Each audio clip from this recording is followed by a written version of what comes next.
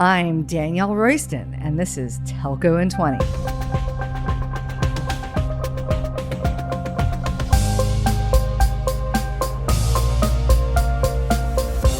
How freaking pumped are you to see 2021? Today, we are doing a special podcast to recap the biggest moves in telco and the public cloud in 2020 and my top predictions that will shape 2021. Are you ready? Let's take 20.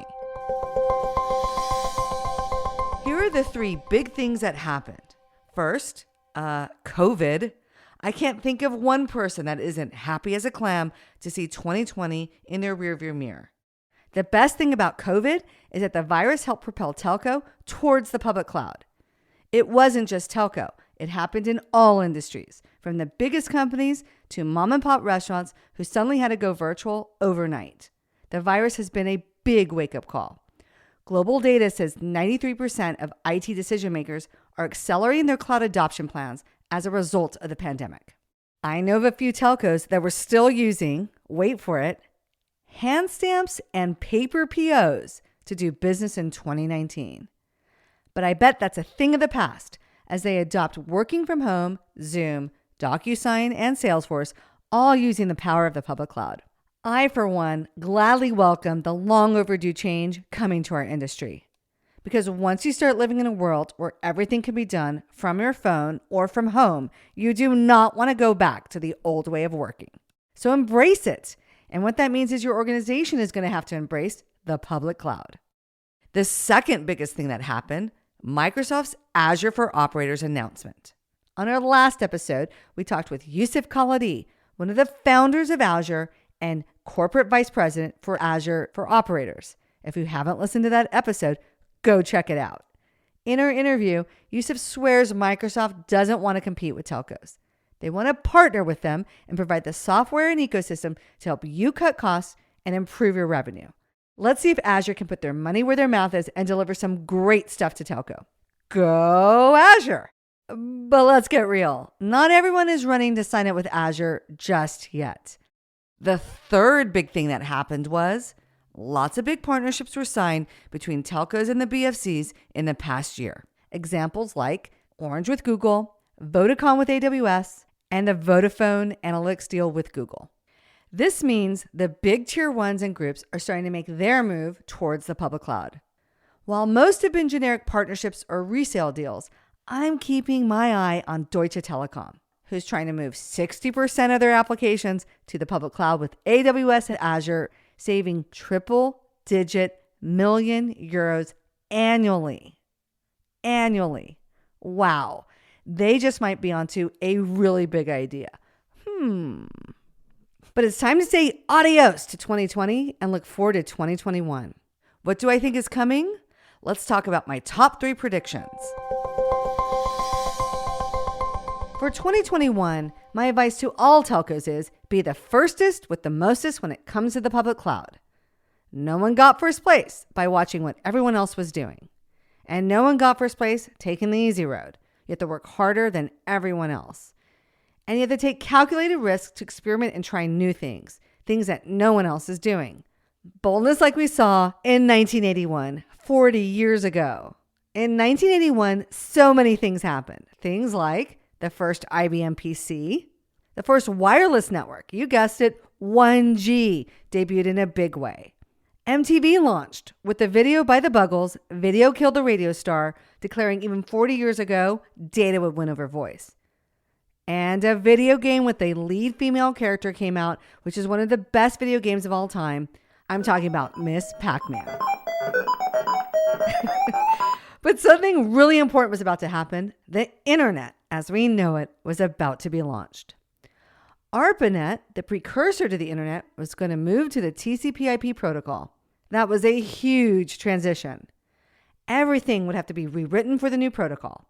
Staff would have to be trained, equipment changed, problem solved. Everyone had to be committed to the cause if it was going to be successful. Sound familiar? It's exactly what's going on now in telco. We need to shift and change everything to get ready for the move to the public cloud. It's all hands on deck. So my first prediction for 2021 is a telco out there is going to successfully transition to the public cloud in a big way. Do it right and show everyone else how it's done. Over the last few months, I've been talking to telcos all over the world.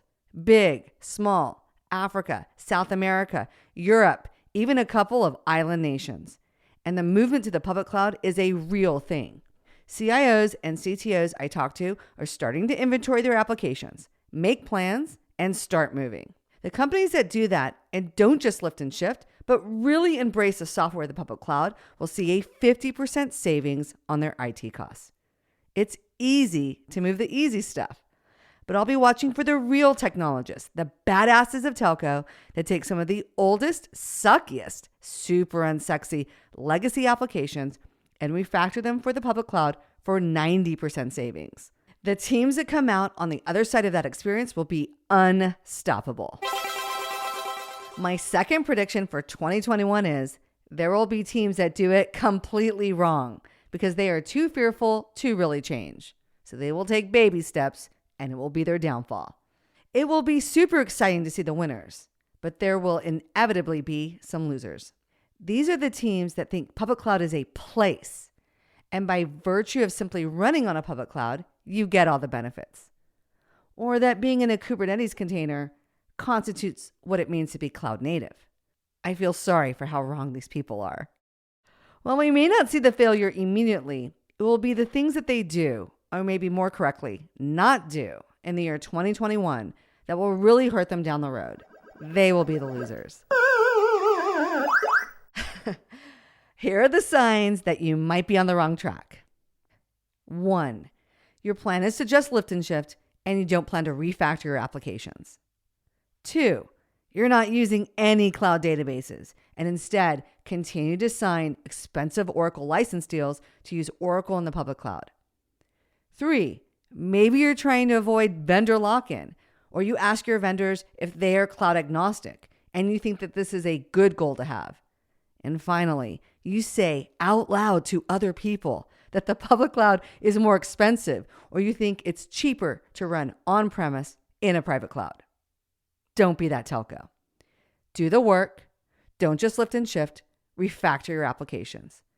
Deeply use the software of the public cloud. That is where the biggest benefit lies.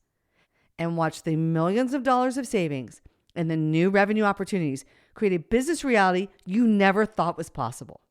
And so my final prediction for 2021, to win, you're going to have to experiment. So go experiment with OpenRAN, because OpenRAN is the real deal. Did you hear me? Go experiment. The end of 2020 saw OpenRAN start to bubble rapidly to the surface of telco conversations. And that conversation is going to get even bigger in 2021. People are always talking about the hyperscalers coming after telco. Just think what OpenRAN is doing to the incumbent vendors. Ouch. It's going to be super tough to be the hardware vendors over the next few years as software chomps the crap out of their hardware. I'm not sure most people will be crying too hard for them either.